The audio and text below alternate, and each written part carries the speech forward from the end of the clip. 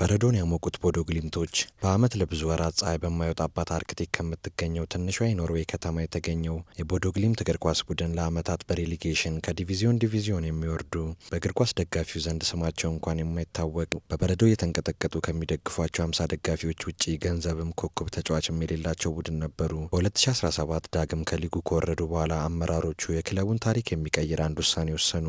የአእምሮ ስልጠና የሚሰጣቸው ስለ ኳስ ምንም እውቀት የሌለው የአየር ኃይል አብራሪ የሆነውን ቢዮን ሞንዝቨርክን ቀጠሩ።